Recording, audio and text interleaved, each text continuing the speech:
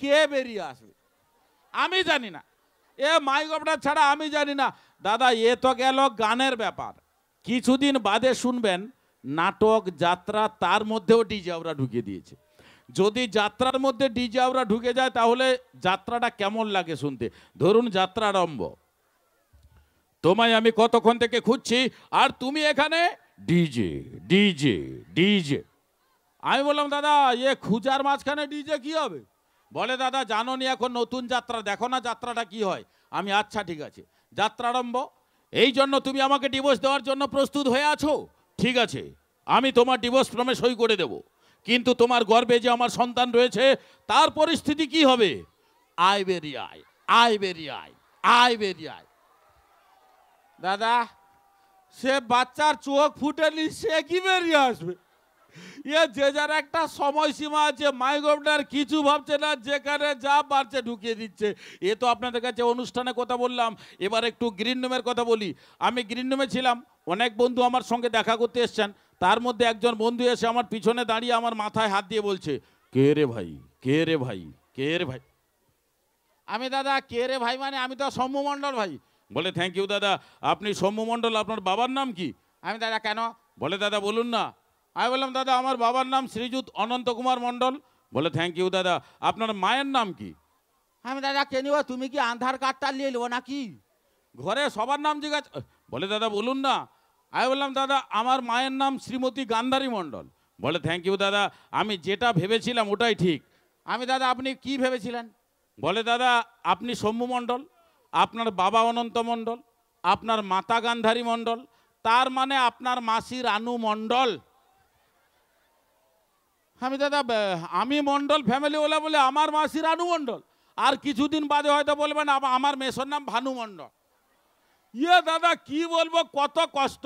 উনি তো যাই বলছিলেন উনার কাছে আরেকজন দাঁড়িয়ে আছেন, উনি বলছেন, উনি আবার হেসে, দেখুন দাদা টিটকারি কত পদ্ধতি হয়।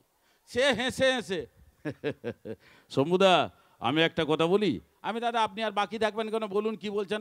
বলে দাদা আপনার মাথায় যে একটাও চুল নেই, এটা কি আপনার অরিজিনাল টাক নাকি নকল? দাদা তুমি তো দাঁড়িতে দাঁড়িতে ভালোই টিটকারি করাটা, তুমি এরকম এটা দাদা এটা যদি অরিজিনাল টাক না হতো আমি মঞ্চে নিয়ে আসতাম, আপনারা বলুন। এটা যদি নকল হতো তাহলে তো আমি খুলে রাখতাম গাড়িতে, তারপর অনুষ্ঠানে আসতাম।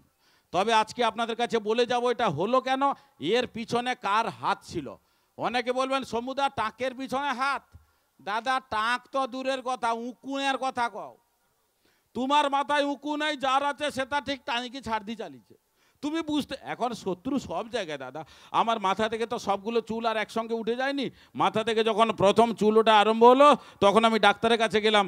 ডাক্তারবাবুকে গিয়ে বললাম, ডাক্তারবাবু এই বয়সে যদি আমার মাথা থেকে সব চুল উঠে যায় তাহলে যেখানে অনুষ্ঠানে যাব সেখানকার কমিটির বন্ধুরা বলবেন শম্ভুদা আপনার মাঠটা একটু ভাড়া পাওয়া যাবে, একটা সাইকেল স্ট্যান্ড করতাম। ডাক্তার বলে হ্যাঁ দাদা ঠিক বলেছেন, আমি তাহলে একটা কিছু ব্যবস্থা করুন।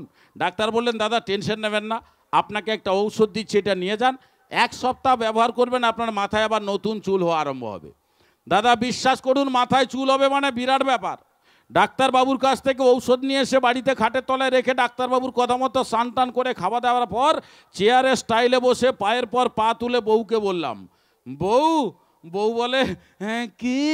আমি দূর এ সুর বাদ দে, এ সুর বাদ দে, ঔষধ নিয়ে আয়।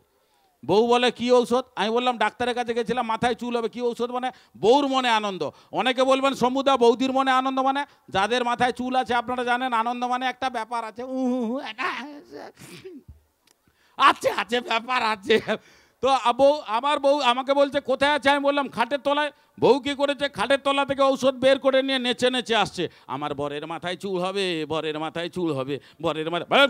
লাচা বন্ধ কর, ঔষধ দে। বউর কাছ থেকে ঔষধ নিয়ে ডাক্তারবাবুর কথা মতো হাতে ঢেলে 2 হাতে ঘষে ভালো করে মাথায় ম্যাসেজ করছি, স্টাইলে আছি, চুল হবে মানে বিরাট ব্যাপার। দাদা ম্যাসেজ করছি, স্টাইলে আছি, চুল হবে, টুনির মাঠ।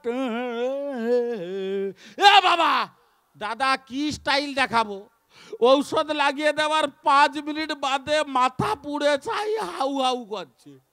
এ বাবা গো, ও বউ রে,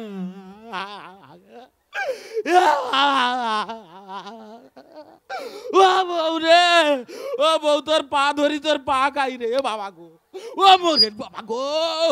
তাহলে বলবেন শম্ভুদা তুমি এরকম হচ্ছ কেন? দাদা ঔষধের লেভেলটা যখন দেখি, আমি তো চাষি মানুষ, আমার খাটের তলায় অনেক রকমের ঔষধ আছে। আমার বউ কি করছে, চুল হওয়া ঔষধ না দিয়ে আমাকে ঘাস মারা ঔষধ দিয়েছে। দাদা দাদা গড়া পচি মুখ মরি পুরা সাপ্পা পরিষ্কার ভবন। এবার আপনারাই বলুন 10 টাকার আমার না আমার বউ এরে। তবুও ভালো লাগলে আমার বউর জন্য একটু হাতের তালি সবাই মিলে। তোমাকে ওটা একটা ব্যবহার হিলা। হ্যাঁ আমি অনুষ্ঠান করছি, এত কষ্ট করছি, এত হাতে তালি পাচ্ছি না, বউ বাড়িতে থেকে আমার থেকে বেশি হাতে তালি ও পাও। মহিলা মহিলা করে টাচ। তো ঠিক আছে, আসুন এখন আমরা নেক্সট অনুষ্ঠানে আসি। আমরা গান শুনলাম, কথা হলো, আর এখন মঞ্চের মধ্যে আমরা সবাই মিলে দেখব সুপার একখানে গ্রুপ ডান্স। ডান্সার মঞ্চে এসো। এখন ডান্স আর ডান্সের পরেই মঞ্চের মধ্যে থাকবেন আজকের সেই সুপার সিঙ্গার, আপনাদের পছন্দেরই সঙ্গীত শিল্পী, আপনাদের পছন্দের গানের ডালি নিয়ে হাজির হবেন। কিন্তু তার আগে এখন আমরা দেখব সুপার একখানে গ্রুপ ডান্স। এসো ভাই।